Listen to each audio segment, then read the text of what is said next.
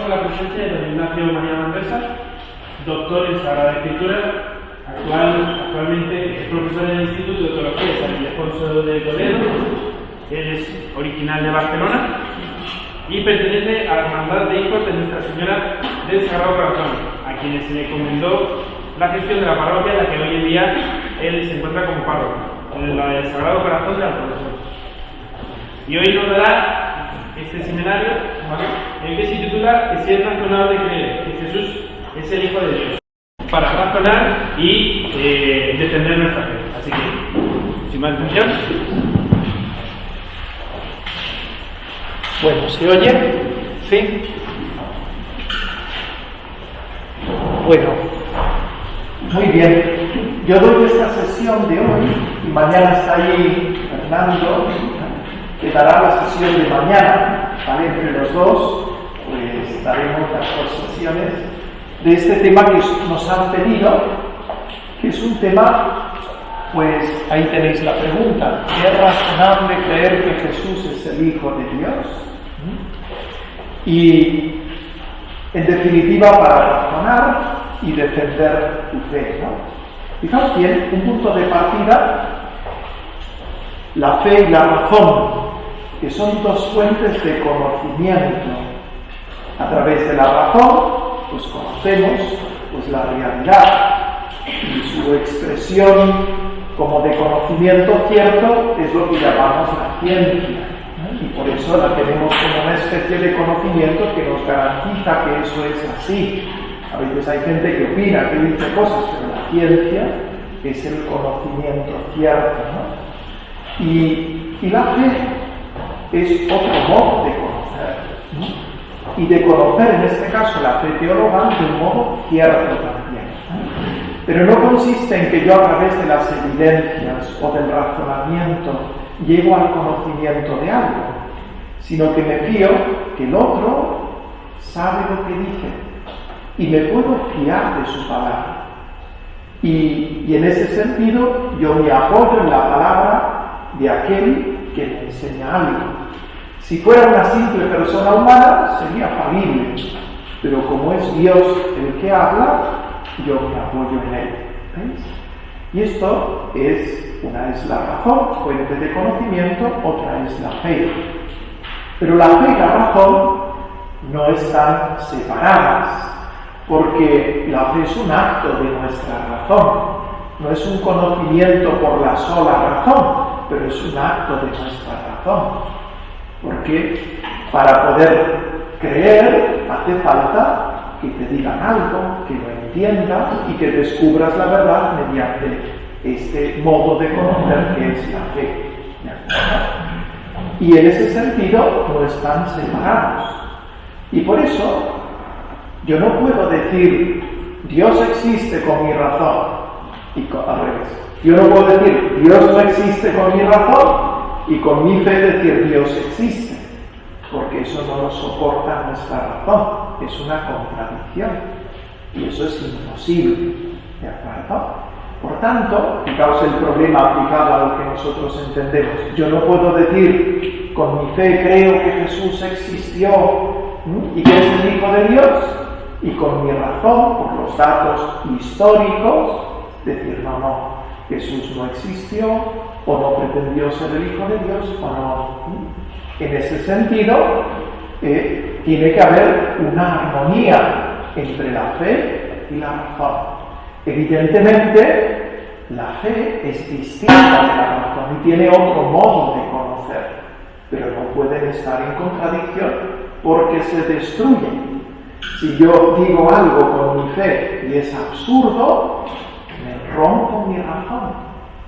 Y si yo digo algo con mi razón, negando la fe, destruyo mi fe. ¿De acuerdo? Por tanto, tiene que estar en armonía. No es lo mismo, pero tiene que estar en armonía. La enseñanza que ahora lo que pretendemos es ayudaros a ver si es razonable que Jesús sea el Hijo de Dios. Fijaos bien que yo no creo porque sea fruto de la razón, del proceso de razonamiento. Pero si fuera absurdo o contrario a la razón, yo no podría creer, ¿entendéis?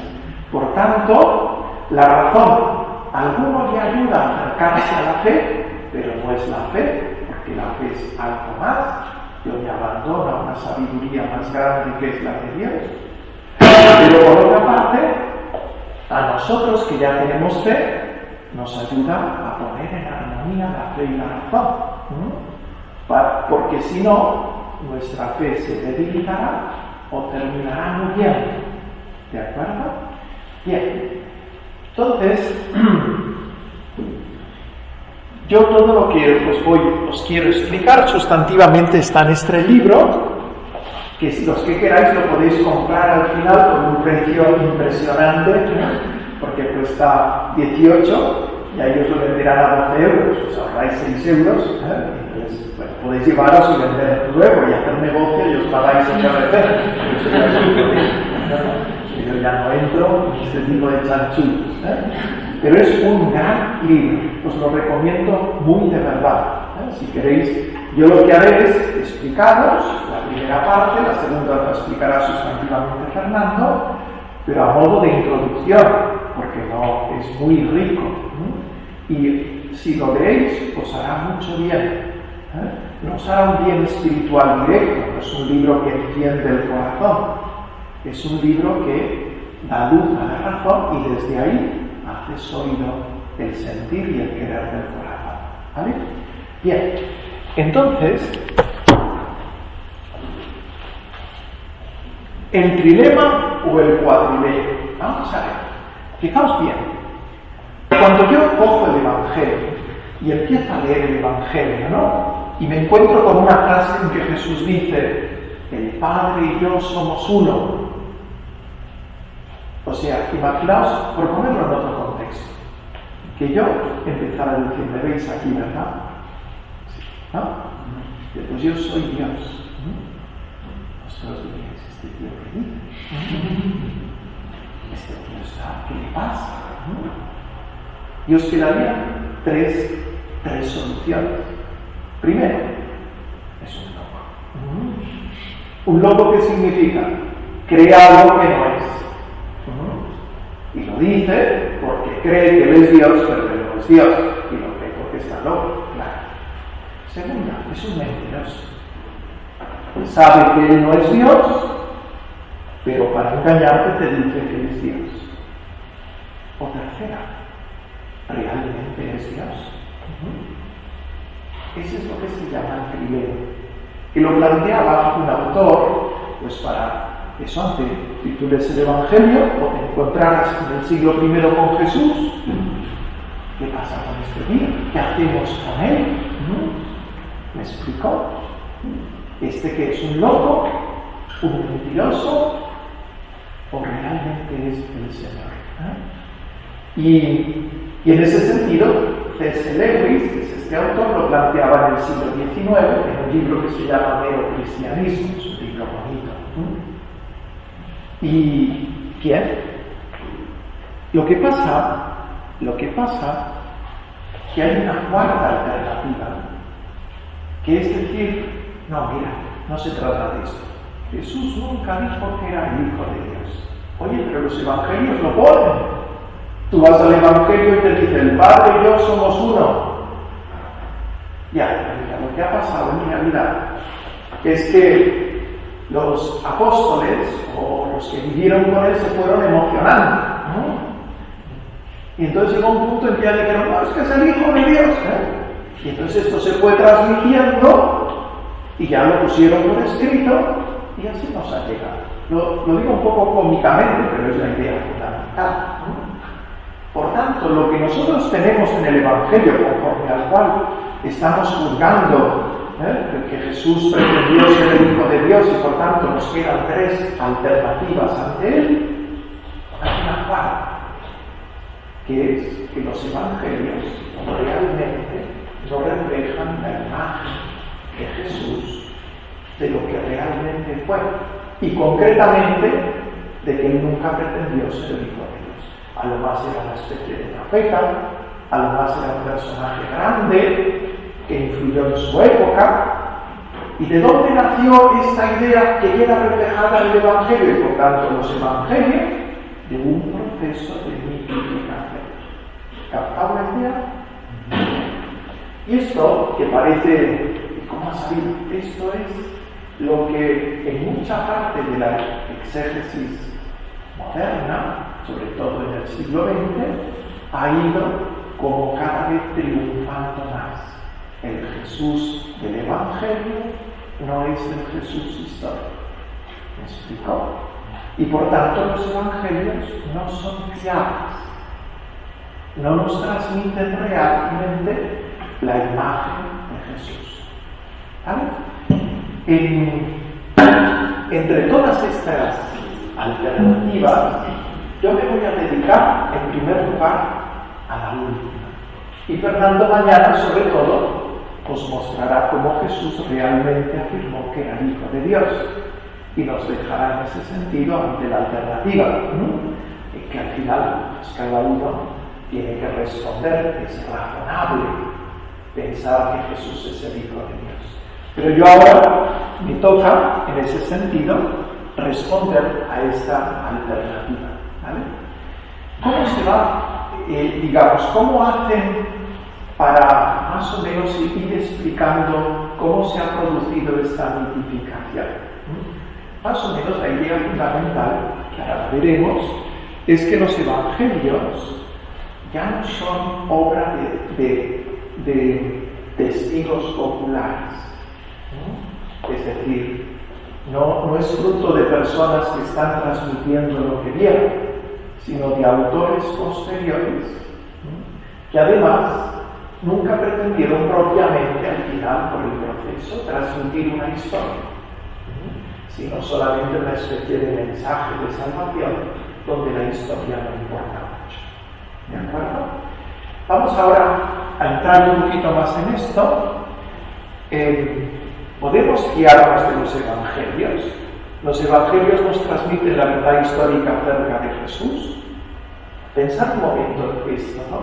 ¿Cómo sabes lo que sucedió en el siglo I, en la Palestina del siglo I, concretamente en Jerusalén, en el año 30, en la Pascua del año 33, o 30 más bien, y en un monte que se llamaba Calvario, o al ladito, en un lugar que había un sepulcro? ¿Cómo sabes tú todo eso? Bueno, la historia se conoce principalmente a través de los testimonios históricos, es decir, testigos que han visto y que te cuentan, ¿de acuerdo? Y principalmente no tenemos otro modo de acceder a ello.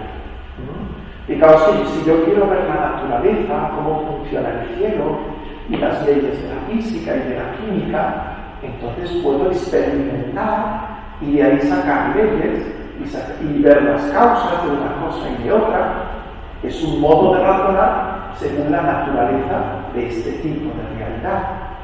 Pero la historia solo podemos acceder a ella a través de testimonios, personas que lo han visto y que te lo cuentan, ¿de acuerdo? Y ese es el modo de conocer la historia.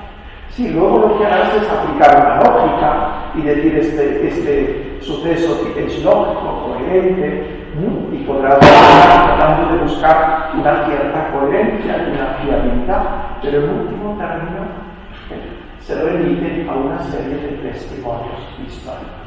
¿De acuerdo? Entonces, estos testimonios, imaginaos vosotros, llegáis a un amigo tuyo que es un tipo que cuenta unas bolas formidables, y entonces te dice: oye, le van a repartir iPhones a la salida de la universidad. Y tú dices: ya, sí. Porque no te fías de él, porque sabes que siempre va haciendo bromas o pegando bolas, ¿verdad? Pero si uno en serio, que nunca miente, te dice: oye, que van a repartir iPhones a la salida, pues igual hasta que te lo crees. Y vas tú corriendo porque van a dar. Bien. En ese sentido, ¿Qué hace que un testimonio sea fiable? Lo que hace que un testigo sea fiable, en primer lugar, es que sabe lo que dice, sabe de qué habla.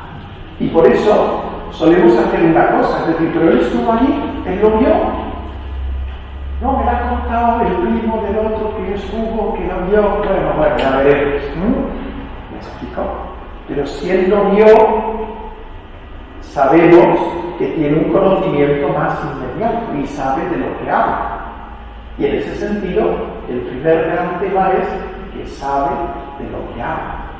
Y segundo, el segundo testimonio es que es una persona que no miente, que no tiene un especial interés en deformar la realidad, que quiere transmitirla como es decir, que la conoce y que es fiable porque no quiere mentir, sino transmitir lo que realmente sucede. ¿De acuerdo? Y eso es lo que hace un testigo fiable. Cuando pensamos en los evangelistas, claro, ¿quiénes son los evangelistas? No son personajes que vivieron 40 años después de Cristo, 50, 60, que además no fueron testigos oculares, sino que se lo transmitieron. Y vete a saber cómo se lo transmitieron. ¿Me explico? Y que además tampoco quieren contarte lo que sucedió, quieren transmitirte una verdad para que tú la vivas. Entonces todo esto va haciendo que estos testimonios, no sean fiables como verdad histórica. Y por eso aparecen las tres grandes objeciones con respecto a los evangelios. Primero, los evangelios no son escritos por testigos oculares, sino por autores anónimos, y luego se han puesto bajo el nombre de uno de esos testigos oculares. ¿De acuerdo? Es decir, entonces ¿por qué aparece Mateo, Marcos, Lucas? Bueno, para que darle autoridad, luego lo pusieron bajo su nombre, pero realmente no están escritos así. En segundo lugar, no pretende transmitir una historia real. Su intención no es explicarnos qué hizo Jesús, sino que pretende transmitir la imagen salvífica de Jesús que se ha formado en la primera comunidad cristiana. Es el Cristo de la fe, no es el Jesús histórico, eso no les interesa. Les interesa lo que ha significado para ellos Jesús. Tercero, además son muy tardíos, lo que hace más difícil que sea una transmisión fiable. Lo ha escrito 60 años después. Oye, pues ya se acordará bien, ¿me explicó? Bueno, las palabras de Jesús, lo que dijo Jesús, lo que pasó, bien. ¿Cómo han elaborado estos autores? Porque esto que estoy hablando no es lo que, no sé, un tío raro dice. No, si uno coge la mayoría de los que estudian, muchos de los que estudian los evangelios, muchos están metidos en este contexto. Si vais a la universidad, a una carrera de historia, y os hablan de la época de Jesús, os sacarán todas estas teorías, porque a veces son muy prevalentes y no son verdaderas. Tenedlo en cuenta, ¿vale? ¿Cómo las han formado? El punto de partida, y eso os pasa a vosotros. A veces si cogéis los evangelios, imaginaos el evangelio de Juan, y lo comparáis con los sinópticos, Mateo, Marcos, Lucas y Juan. Mateo, Marcos y Lucas, oye, pues son como distintos. El Jesús de San Juan no habla del todo como el Jesús de los sinópticos. Entonces quiere decir que él ha puesto de su parte. Entonces tenemos que distinguir qué es lo realmente histórico de lo que ha puesto el evangelista. ¿Veis? Ya empezamos la primera distinción. Y si luego comparamos los relatos de los sinópticos, se llaman sinópticos, porque si tú los pones en paralelo, si tú los pones como columnas, prácticamente son paralelos. ¿De acuerdo? Y comparas los relatos y vas viendo diferencias y vas viendo acentos distintos. Es que cada uno le ha dado su matiz y hay cosas que han matizado y cambian. Entonces, ¿cuál es la verdad histórica detrás? Se distingue una labor de composición del evangelista para poner en duda el trasfondo histórico que hay detrás. Esto es como el motivo más o menos real. Luego hay mucha filosofía por ello. ¿De acuerdo? Sobre esto hablaremos un poco después. Pero hasta ahí bien, entendida la idea. Es el punto de partida para, oye, ¿cómo es esto? Si vosotros, por ejemplo, un tema muy sencillo, cogéis los relatos de las apariciones de la resurrección, veréis que tenéis una especie de dificultad en coordinar si las mujeres van, vuelven, cuando se aparece Jesús, María Magdalena, si se queda en medio, vuelve, si... ¿Cómo se juntan? ¿Entendéis la idea? Entonces, esto es un aspecto simplemente. Bien, eso ya lo trataron San Agustín, todos los padres, esto ya lo habían tratado. Pero a partir del siglo XIX aparece como una solución nueva. ¿Qué es esta? Más que en realidad el Evangelio es una especie de proceso muy largo, tardío, desvinculado de los testigos oculares, en que alguien se ha ido formando y que además ya la imagen de quién es Jesús ha quedado exaltada hasta elevarse a ser Hijo de Dios, ¿de acuerdo? Cuando históricamente no. ¿Hasta ahí? ¿Entendido? Bien. ¿Qué vamos a hacer nosotros? Bueno, vamos a tratar de responder a cada una de estas objeciones.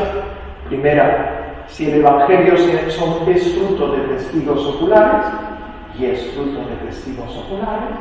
Segunda, ¿realmente pretende transmitirnos una historia real? Y tercero, ¿y qué hay de la fecha? ¿Cuándo se escribieron? Y que sea esa fecha los hace no fiables. ¿Hasta ahí? ¿Captado? Muy bien.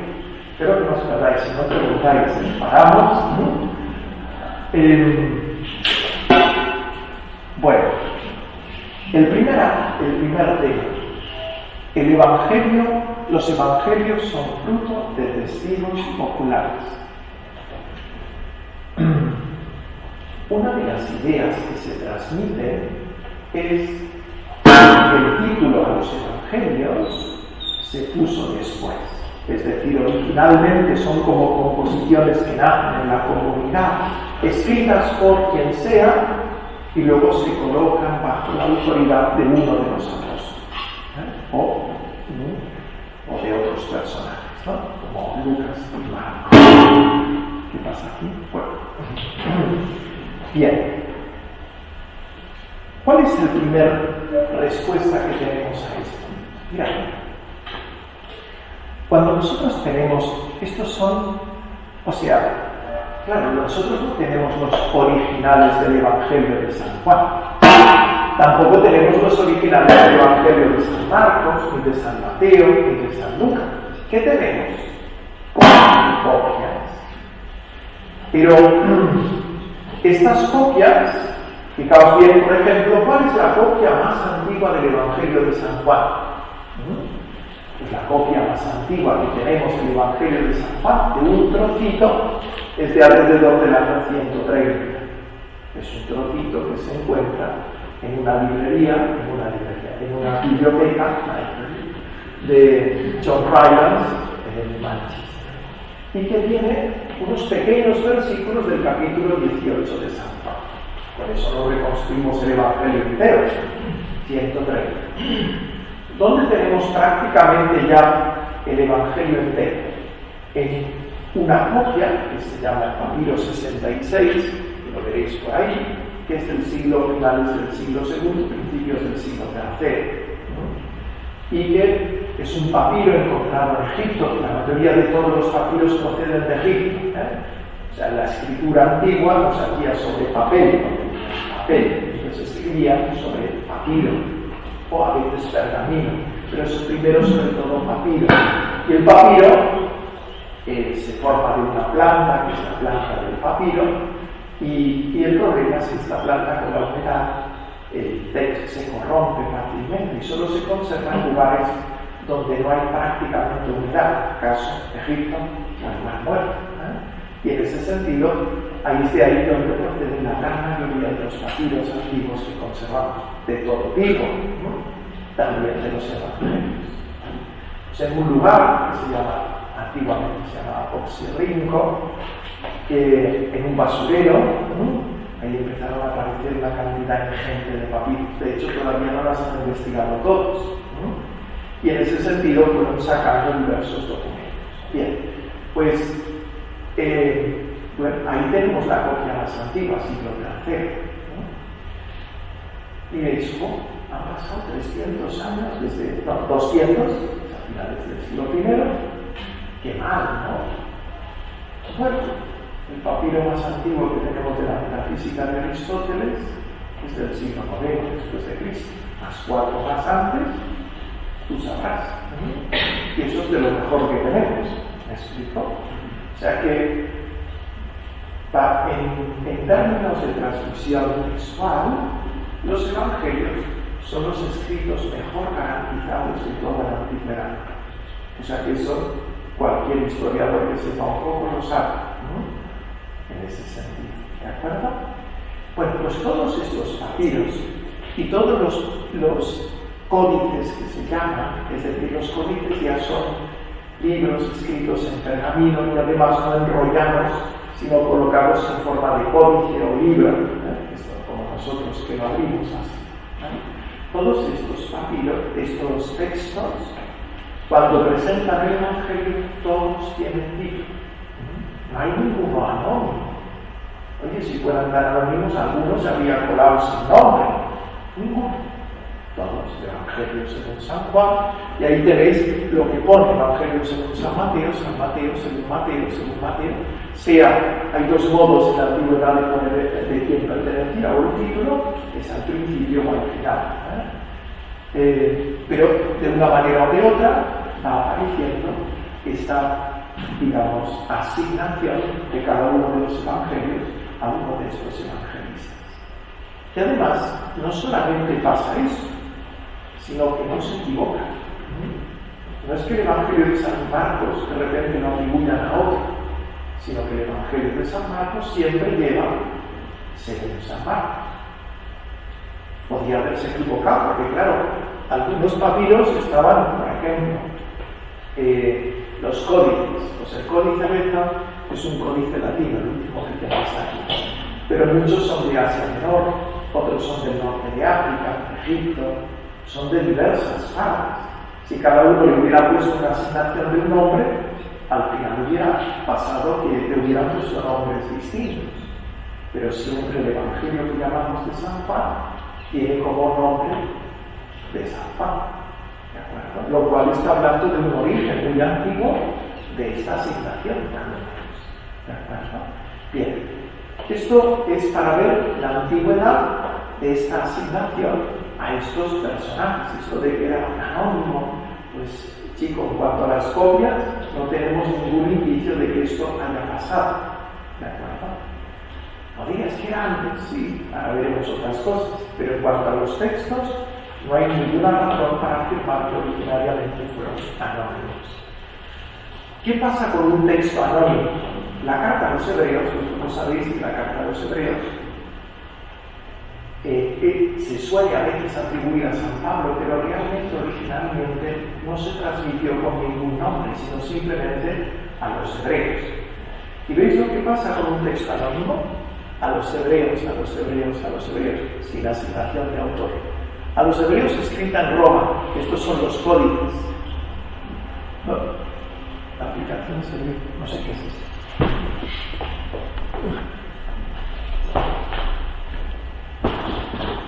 Esto es del proyector,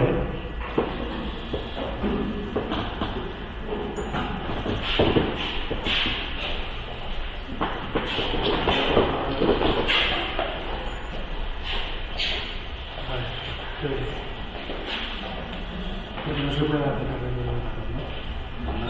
No. No tampoco. ¿Alguien sabe? Apaga el cielo. La vieja tecla.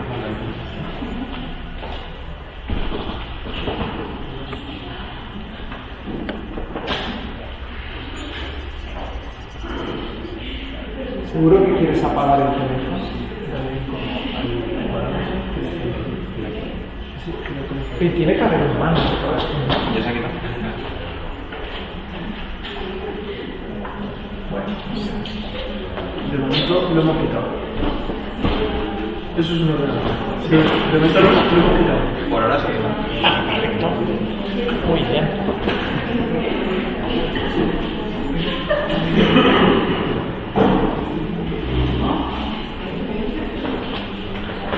Bueno, vamos bien, me vais siguiendo, ¿sí? Bueno, en cambio, si os fijáis, mirad qué pone a partir de aquí. A los hebreos, escrita de Italia por Timoteo. A los hebreos, escrita desde Roma por Pablo. A los hebreos, escrita del hebreo desde Italia anónimamente por Timoteo. Lo cual es gracioso, anónimamente por Timoteo. Pero bueno, entonces, ¿veis lo que pasa con un escrito anónimo? Que al final se va asignando a autores distintos. Algunos no asignan nada y otros asignan a una serie de autores que no siempre son los mismos. Pero esto nunca ha pasado ni con San Juan, ni con San Marcos, ni con San Mateo, ni con San Lucas. ¿Captado? Bien. Cuando nosotros queremos saber un autor, es ahí que hemos hecho ver los textos que nos transmiten que ponen. Y todos lo asignan, aunque parece que por tanto hay una fuente que nos está hablando de esta asignación, como anterior. Pero ahora hay otra manera de saber quién es el autor, ¿no? Y es mirar qué dice el texto mismo. Si el texto dice, oye, yo Pepito escribí y te dije qué tal, y tú vas viendo por el texto quién es el autor, porque él mismo habla de sí mismo. Es evidente que no basta porque nos puede estar engañando, pero es un primer indicio. Y en ese sentido pongo un ejemplo, porque podríamos hacerlo de todos, pero no da tiempo. Vamos a coger San Juan. ¿Qué indicios interiores tenemos de quién escribió el Evangelio de San Juan? ¿Qué nos dice el Evangelio? Y en el Evangelio encontramos que nos dice que el autor del Evangelio es el discípulo amado. Y lo dice explícitamente. Este es el discípulo que escribió este Evangelio. Está en el capítulo 21, en los versículos 20, 24 y 25. No me detengo, tenía que buscarlo, leerlo. Y nos dice que este discípulo amado, porque lo va presentando en otros momentos del Evangelio, nos dice que es el que estaba en la cena al lado de Jesús, que reposó sobre su pecho. Nos dice que estaba al pie de la cruz, junto a María. Nos dice que es el testigo que da testimonio del costado abierto. ¿Vale? Lo dejamos ahí. Hay algunos otros indicios, pero por esto me basta. ¿Vale? Y por tanto, el texto nos dice que el autor es el discípulo amado, que es alguien cercano y íntimo a Jesús, que pertenece al grupo de aquellos que comparten la cena pascual, que no eran todos, sino como su familia, que está sentado a su derecha, porque el modo como se sentaban los judíos es así, ahora lo explico, muy bien, y entonces que goza de su cercanía y de su intimidad, ¿de acuerdo? Y que está presente en el momento de la cruz y recibe a María y es testigo de la transfiguración. ¿Quién es este discípulo amado? Porque ahí el Evangelio no nos lo dice. Entonces, podemos hacer caminos indirectos para tratar de saber a través de los otros evangelios que pretenden también narrar la vida de Jesús, quién puede ser este evangelio, este discípulo. Y cuando nos damos cuenta que pertenece a aquel grupo más cercano a Jesús, lo asimilamos al grupo de los 12 y buscamos quién puede ser, y parece que es de aquellos más íntimos. ¿Quiénes son los más íntimos de Jesús? Según los sinópticos, Pedro, Santiago y Juan. Pedro no puede ser. ¿Por qué? Porque el discípulo amado, cuando va al sepulcro, corre junto a Pedro. Por tanto, no es Pedro. Pues puede ser Santiago. Ya, pero Santiago muere muy temprano. El libro de los Hechos nos dice que es el primer apóstol que muere. Y no parece, por tanto, que fuera capaz de escribir el Evangelio y de la tienda. Por tanto, la última alternativa que nos presenta es que sea Juan, el hijo de Zebedeo. ¿De acuerdo? Entonces, y lo mismo por otros indicios que hay en los Hechos, si vamos entremezclando datos, se acercará a hablarnos de este como testigo popular. Bien, ahí podríamos seguir a matices, que ahora analizamos, pero todo nos va acercando a través de estos datos interiores a quienes aquí, ¿quién se presenta como autor en el Evangelio de San Juan? Claro, uno podrá decir, pero ¿y cómo puede un pescador de Galilea escribir un evangelio así, tan teológico, que además conoce muy bien la liturgia sacerdotal del templo? Si es un pescador, ¿cómo conoce la liturgia sacerdotal del templo? Y además la geografía de Jerusalén. Si vive en Galilea, ¿cómo conoce también Jerusalén? Bien, son todo de objeciones que parecen poner dificultad a que sea realmente Juan, el hijo del Zebedeo, que es presentado realmente como hijo del pescador del Zebedeo. ¿Vale? Bien, aquí entraría, es que si paramos mucho no entraremos, pero hay muchas luces que pueden ir dando luz. Una, bueno, además los sinópticos, los hechos dicen que Pedro y Juan eran agrámatos. Esta palabra, agrámatos, se puede leer de diversas maneras. Ahí es uno de los problemas. Se puede leer como analfabeto. Así, analfabeto, ¿cómo podía entender? ¿Cómo podía luego escribir? ¿Y cómo podía tener toda esa cultura teológica que se refleja en el Evangelio, que parece estar hablando de todos los hechos del Antiguo Testamento como trasfondo de lo que Jesús es y hace, ¿no? Bien. Entonces, y ahí en el libro encontraréis más, ¿vale? Para no entender. Agrámatos no significa solo analfabeto, significa que no había tenido una formación rabínica. Por otra parte, nosotros tenemos la imagen de que los sacerdotes no trabajaban, porque no trabajaban, no hacemos nada, solo se dedican al culto, pero eso no es la realidad de Israel. El culto en Israel solamente se servía una semana, que era por turnos, y el resto ellos trabajaban y tenían pues, su vida y sus negocios y hacían. Por tanto, no es contradictorio que vivan en Galilea, que trabajen y que sean incluso de un ambiente sacerdotal. Entonces, bueno, hay una serie de razones que van iluminando para mostrar que no es incoherente que Juan, el hijo del Zebedeo, sea el discípulo amado, autor del Evangelio. ¿Captáis? Bueno, esto nos llevaría más tiempo. En el libro tenéis más, y luego en otros lugares, pero bien. ¿Y por qué oculta su nombre? Bien, eso es otro tema, pero realmente Juan, hay todo un tema de que es un ocultamiento, por una parte de discreción, pero sobre todo simbólico. Él es el discípulo amado. Y en ese sentido es el testigo que prolonga el testimonio de Juan, el amigo del esposo, y aquel que es como modelo del discípulo que recibe a María de la cruz, que en ese sentido tiene su misión en el seno de la Iglesia. Bien, no entro en eso. Suficiente, cantado, os dejo para que sigáis vosotros. Y indicios externos. Claro, yo puedo ver un texto y él me dice quién es el autor a través de lo que se presenta a sí mismo, o a través de lo que me dice voy entendiendo quién es. A vosotros os pasa, leéis un texto y quién ha escrito esto, y os estáis imaginando quién es el autor por lo que dice y de repente te da un dato. Yo cuando vivía en Barcelona, vivía en Barcelona, entonces por ejemplo, ¿no?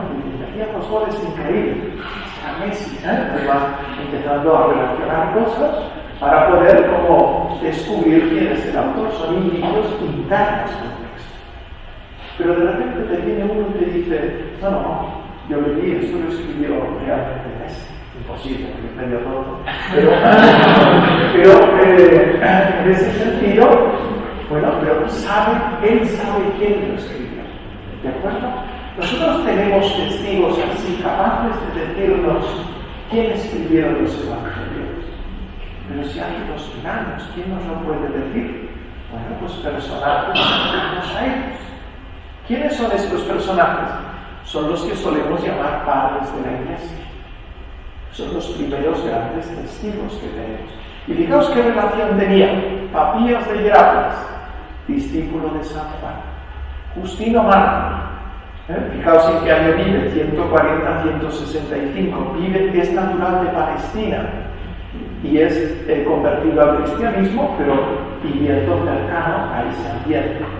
Ireneo de Lyon, discípulo de San Policarpo, el cual a su vez es discípulo de San Juan. ¿Entendéis? Entonces, claro, tenemos una serie de personajes muy inmediatamente conectados con los apóstoles. ¿Y qué nos dicen ellos acerca de quién escribió los evangelios? ¿De acuerdo? Y saber, por tanto, que son fruto de ser testigos cercanos a los hechos, no de gente cercanos a los hechos. Entonces ahí tenéis, por ejemplo, San Justino, porque los recuerdos que yo digo fueron compuestos por los apóstoles, o quienes a esto siguieron se refiere a Marcos y Lucas, que no son apóstoles, pero Mateo y Juan, ¿de acuerdo? Justino, 140-165, está dando testimonio en esa época de que realmente pues, los apóstoles son los autores. Y lo mismo Ireneo. Finalmente, tras la publicación del Evangelio de Mateo, Marcos y Lucas, Juan, el discípulo del Señor, el que se había reclinado sobre su pecho, también él publicó el Evangelio mientras moraba en Éfeso de Asia. ¿Vale? Entonces, uno que es discípulo de San Policarpo, Juan, que es discípulo de San Juan, te dice, no, este Evangelio, que es el de San Juan, lo escribió realmente San Juan. Y además con mucha intención. ¿Por qué? Porque hay otros personajes que están diciendo, aquí hay un Evangelio de Tomás, aquí hay un Evangelio de Pedro. Dice, no, los únicos evangelios que vienen de los apóstoles son estos cuatro: Mateo, Marcos, Lucas y Juan. ¿Entendéis? O sea que no es de pasada, despistado, no. Él está defendiendo porque tiene noticia de que realmente estos evangelios proceden de los apóstoles. ¿Vale? Bien, incluso ya no solamente los testigos de los santos padres, sino muchos que están en polémica, en el caso de Celso, un autor de finales del siglo II, dan por hecho que esos evangelios fueron escritos por los apóstoles. Por tanto, fijaos en ese sentido, que ya no es simplemente los mismos apóstoles, los mismos padres de la Iglesia, sino incluso los que se enfrentan con ellos no ponen en duda que esos escritos proceden de ellos. Dirán que son mentirosos, que han deformado la realidad, pero que proceden de ellos no lo toman en duda. ¿Captado? Bien. Claro, pero si uno mira, y esto es lo que se ha puesto de moda en estos tiempos, de repente tenemos otros evangelios que llamamos apócrifos nosotros, que están atribuidos a apóstoles. Por ejemplo, el Evangelio de Pedro, ¿habéis oído hablar alguna vez? El Evangelio de Tomás, el Evangelio de la infancia de Tomás, el Evangelio de Judas. Y claro, pues igual que estos se atribuyeron y todos saben que no son ni de Tomás, porque además todos los santos padres veréis cómo hablaban de esto, entonces ¿por qué nosotros sí lo son y estos no? ¿Veis la idea? Bien.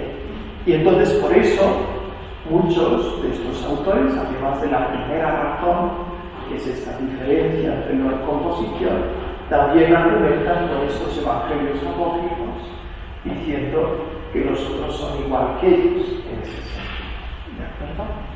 Bien. Fijaos,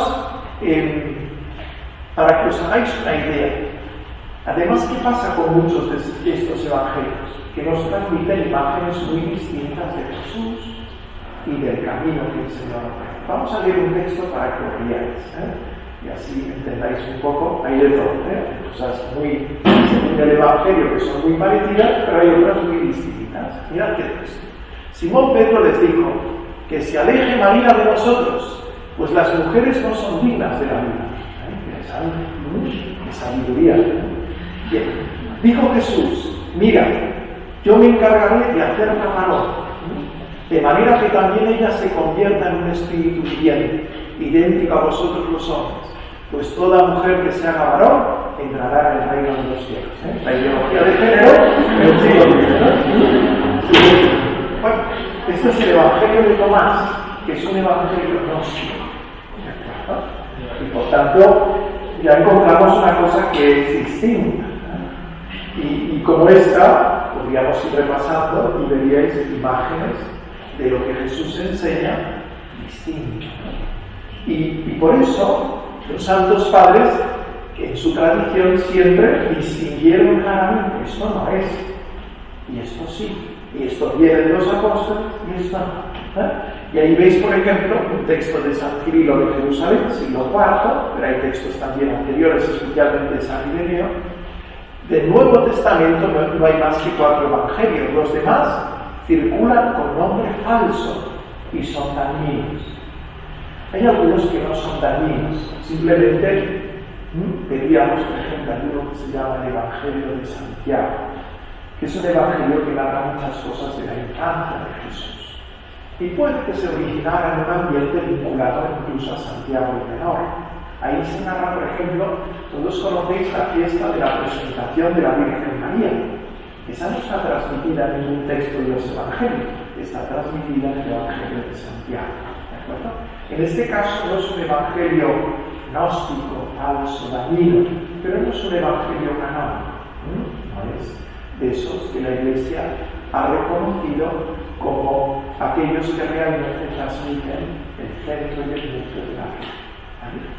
Bien, y dice, nombre falso y dañinos, el Evangelio de Tomás, que abusando del buen olor de la titulación evangélica, corrompe las almas de los más ingenuos, y lo escribieron los maniqueos. Dice los maniqueos, pero son los gnósticos en ese sentido. Pero es como ese maniqueísmo Manes, un autor del siglo IV, que vive en ese dualismo típicamente gnóstico. Vale, y ahora sí. Oye, ¿hasta ahí captado? Bueno, como veis, por tanto, ¿qué hemos recorrido? Los evangelios son fruto de testigos oculares y hemos visto en ese sentido cómo las copias todas llevan un nombre. Primera razón. Bueno, pues porque ponen en duda que realmente no tenían un nombre al principio. Pero es más, si nos acercamos al texto, nos damos cuenta que hay una serie de indicios, y lo hemos visto solo para San Juan, que nos hablan de quién es, y se presenta como testigo ocular, y en ese sentido pretende dar testimonio de aquello que ha visto y oído, y si miramos quién sería, pues aparece como uno de los íntimos del Señor, que debe identificarse en este caso con Juan, el hijo del Felipe. ¿Vale? Muy bien. 5 minutos. Y hemos visto luego los indicios externos, que son todos estos grandes testimonios de los que inmediatamente saben de dónde han venido los evangelios, que son los santos padres, incluso los contrarios a ellos. Y los evangelios apócrifos, sí, también tienen este nombre, pero hay una conciencia en los santos padres, fijaos que estos sí pretenden atribuirse a Tomás, por ejemplo. Y aparece así, el Evangelio de Tomás, el filósofo, se explica el Evangelio de Tomás, pero todos saben que es falso, ¿no? Toda la tradición grande de la Iglesia no son esos los que han recibido. ¿Vale? Bien. Segundo, los evangelios, porque fijaos, suponeros que están transmitidos por testigos fiables. ¿Por qué? Porque son testigos oculares, saben lo que ha pasado, y tienen posibilidad de transmitirnoslo. Perfecto. Pero imaginaos que no nos lo quieren transmitir. Ellos no quieren transmitirnos una narración histórica, una verdad histórica. Nos quieren hacer una novela. Nos quieren hacer un relato en que los datos históricos no importan. Aquí entramos en lo que técnicamente se llama el problema del género literario. Yo te quiero transmitir, por ejemplo, suponeros el Quijote. ¿El Quijote es falso o verdadero? Si uno lo coge, a ver, Dulcinea del Toboso, voy a los archivos allí para ver el Toboso y ver dónde estaba Dulcinea. Y dirán, no, esto no es así. Entonces me han engañado. Entonces, Cervantes es un sinvergüenza. ¿No? Porque Cervantes nunca ha pretendido transmitir una historia. ¿Cuál es la verdad que quiere transmitir Cervantes? Que los libros de caballería son humanos. ¿Cómo te lo transmite? Haciéndote la narración. El género literario es este. La verdad es que malos son los libros de caballería. El modo de transmitírtelo, haciéndote lo que técnicamente se llama una novela. ¿Qué es el Evangelio? ¿Cuál es la naturaleza de este escrito? ¿Es una, entre comillas, novela?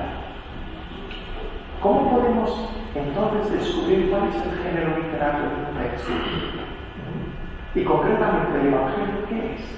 Como solo me dejan 5 minutos, os voy a dar las pinceladas. Mirad,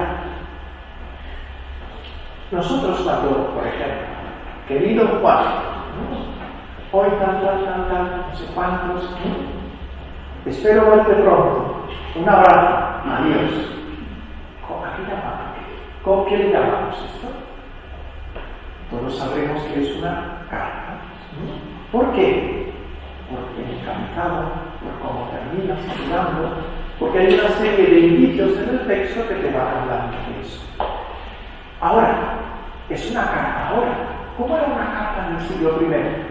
Entonces tengo que conocer cómo eran los indicios y cuál es la naturaleza del texto que se usaba en el siglo I. Bien, si nosotros nos acercamos a los evangelios y vamos buscando los indicios y comparando, nos daremos cuenta que se asimila a lo que técnicamente se llama una bios greco-romana, ¿no? Es decir, biografía, ¿no? Pero una bios, ¿por qué? Porque se escribe según el paradigma de los escritores greco-romanos de esa época, de ese tiempo, ¿de acuerdo? Que tiene su propio modo de narrar, ¿no? Y además no es una biografía de cualquier manera, sino una biografía histórica. ¿Y por qué es histórica? Porque tiene conciencia de querer transmitir una verdad histórica. Y por eso va citando testimonios. Y por eso va apareciendo, por ejemplo, es muy conocido el inicio de San Lucas, que es típicamente un inicio de un historiador. Cuando él quiere transmitir con fidelidad lo que ha recibido de los testimonios fiables para que conozcas la verdad. ¿De acuerdo? Y en ese sentido, ahora, pues uno va viendo cuando estos autores, esto sobre todo es muy del siglo XX, donde se ha recuperado este sentido de que hay una tradición histórica y hay un género literario histórico a modo de biografía, donde se asimilan perfectamente los evangelios. ¿Vale? Y en ese sentido, los evangelios son así. ¿Por qué? Bueno, y ahí veis las características de un bios, veríamos como si son las mismas que tienen los evangelios, una bios con intención histórica, y finalmente lo que sucede es que el evangelio traspasa este género. Porque una bios, por ejemplo, vamos a pensar en una biografía, hay muchas, ¿no? Aquí os he puesto alguna. La vida de José, o las vidas paralelas de Plutarco, o las vidas de los Césares de Suetonio, ¿no? Bien, todas estas obras narran la vida de un autor más o menos importante. Pero claro, la vida de Jesucristo es la vida del Hijo de Dios hecho hombre. Y si César, por ejemplo, ¿no? Cuyo vidas paralelas de Plutarco, hizo tan increíble, dices, muy bien, pero no me salvó a mí. Pero cuando Jesucristo anuncia su vida, esa vida tiene que ver contigo. Y por tanto es un evangelio, es una buena noticia. Y por eso adquiere un matiz singular. Sin duda es una biografía histórica, pero es una biografía histórica que pretende transmitir una verdad a través de esa vida, una verdad salvífica para cada uno de nosotros. Perfecto. Muy bien. Y aquí ya no me da tiempo. Y la distancia temporal, ¿cuándo fueron escritos los evangelios? Mirad, ¿cuál es la fecha aproximada de la muerte de Jesús? Todos los autores sitúan la muerte de Jesús entre el año 30 y el año 33. ¿Cuál es la idea común de cuándo se sitúa la composición de los evangelios? Así, de un modo común, Marcos se sitúa alrededor del año 70, Mateo y Lucas entre el 80 y el 85 y San Juan alrededor del 90. Tenemos, por tanto, entre el 70 y el 30, 40 años. Si vamos más allá, nos encontramos con 10 años más, un poco más, 15, y todavía pues 10 años más para San Juan. ¿De acuerdo? Por tanto, entre San Juan y los Hechos encontramos 60 años de diferencia. El primer problema es un recuerdo fiable. O sea, los autores no habrán ido transformando. ¿Veis la idea? Mira, aquí conviene que hagamos dos cosas importantes. Aquí, ¿cuál es el proceso de formación del Evangelio? Nosotros tenemos una imagen, nos imaginamos que, pues como tú has ido a clase, escuchas cosas, luego te vas, y luego dices, no, si el profesor me decía, más o menos te acuerdas, ¿no? Y tenemos una imagen así. Si encima lo colocamos en otro ambiente así de literatura popular, ¿no? Entonces son las cancioncillas de mi pueblo que se cantan y luego las transforma uno y pasa otro, y entonces en un pueblo son de una manera y en Internet son un poco distintas, y todo se va cambiando. Y bueno, pues la cosa es una imagen en que todo se va transformando. Pero en ese sentido hay que formarse una imagen verdadera de lo que sucede, conforme al modo como Jesús enseñaba y situado en el contexto de su época. Que un maestro no enseñaba así como que vienes a clase todo lo demás, vivía con los alumnos. Y además mucho de enseñar era enseñar haciendo repetir. Y en ese sentido, repetir era luego volver a repetir para enseñar a otros. Es mucho un papel de la memoria, de recordar para transmitir, ¿de acuerdo? Y eso es algo que se ha estudiado modernamente mucho más y que ha ido desmontando la imagen de estas comunidades que van cambiando todo. Y además con la conciencia de que tienen que transmitir lo que recibieron. Y por tanto esta referencia siempre al origen. Y por eso en el proceso, la vida, la enseñanza de Jesús, la predicación de los apóstoles y luego la redacción de los evangelios, está como sustentado en este gran fundamento. Esta memoria, trabajada, reunida, y esta voluntad de transmitir lo que está en el origen. ¿De acuerdo? Y todo esto había que darle vueltas, es la idea fundamental. Pero incluso estas fechas, que suelen ser las comunes, por tanto es un recuerdo fiable, ¿ok? Si es este modo de repetir y de repetir mil veces, pues hombre, las palabras se quedan muy grabadas. ¿Me explico? Y en ese sentido se hace un proceso de transmisión como muy fiable. Pero además es que hay algunos datos incluso para mover estas fechas. ¿Cuál es el dato principal para pensar a San Marcos en el año 70? La destrucción de Jerusalén. Más concretamente, la profecía de Jesús sobre la destrucción de Jerusalén. Que los autores dicen, como lo describe mucho, esto solo puede ser que los evangelios lo escribieran después de la destrucción de Jerusalén. O sea, Jesús profetizó eso, no sabemos, ¿no? Pero lo que está claro es que lo escribieron después. Entonces, y este es el dato principal. Y uno dice, hombre, primero, es que no pudo profetizar Jesús. Segundo, si les profetizó, no podía tener de referencia otros eventos de destrucción de Jerusalén como la misma destrucción que había sucedido, que describe términos paralelos en los evangelios y en la destrucción de Jerusalén. No había habido ya otras profecías de Jeremías. Incluso Jesús, en tal de Ananías, profetiza la destrucción de Jerusalén antes de que suceda también, como narra Flavio José. Y por otra parte, ¿por qué manda orar Jesús?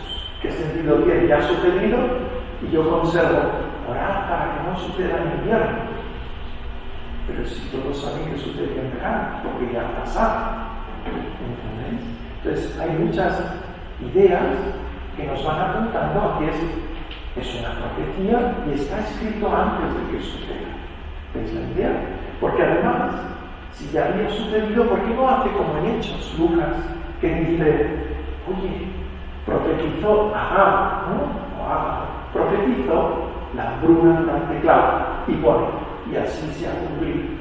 ¿Por qué no hace lo mismo con Jesús? Si ya se había cumplido la profecía que él había realizado. ¿Veis? Por tanto, ¿por qué colocarlo después del año 70? Y bien, luego me salto todo un tema del problema sinóptico, de cómo se engendran los evangelios sinópticos. Porque claro, si tú pones que este es anterior, después este, pues hasta que no sea el primero no será el segundo y el tercero.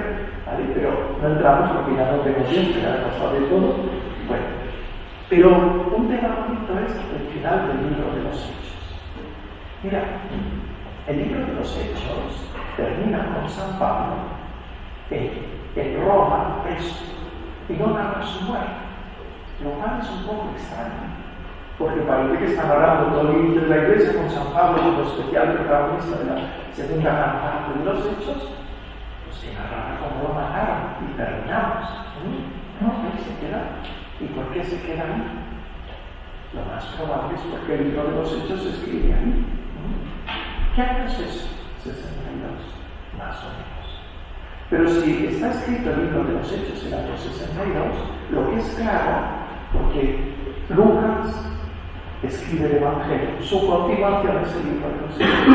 Por tanto, Lucas está escrito antes. Y entonces ya la relación que hagamos entre los evangelistas si son anteriores, por tanto resulta que nos presentamos que al menos Lucas, y seguramente por tanto Mateo, Cristo y Marcos probablemente, serían también anteriores al 62. ¿Captáis la idea? O sea que esa fecha tan alejada, al final quizá tenemos que incluso acercar más. Que no pasaría nada que fuera tan alejada, porque hemos visto el modo de transmisión, pero incluso tampoco necesariamente tiene que ser tan largo. ¿Vale? Si el de San Juan, que toda la tradición dice que escribe el nombre, y que murió en 98, durante la persecución de la Iglesia. Bueno, ya basta, ¿no?